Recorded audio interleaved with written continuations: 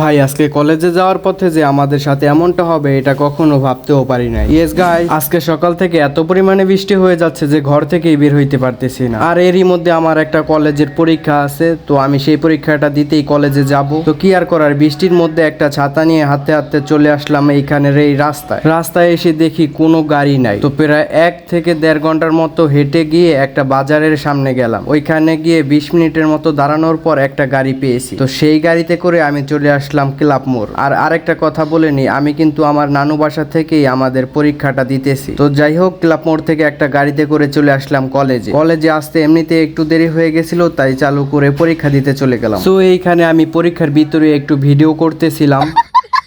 তো এরপর আমাদের পরীক্ষাটা শেষ হওয়ার পর আমি নিচে চলে আসলাম। আর এইখানে এসে ফ্রেন্ড সার্কেলের সাথে কিছুক্ষণ হাঁটাহাঁটি করে এবং অনেকক্ষণ পর্যন্ত আড্ডা দিয়ে নিলাম। তো এরপর একটা গাড়িতে করে চলে আসলাম ক্লাব মোড়। আর ক্লাব মোড়ে এসে প্রায় 20 মিনিটের মতো ওয়েট করার পরও একটা গাড়ি পাইতেছিলাম না। তো এরপর অনেকক্ষণ ওয়েট করার পর একটা গাড়ি পেয়েছি। তো সেই গাড়িতে করে আমরা চলে আসলাম বাড়িতে।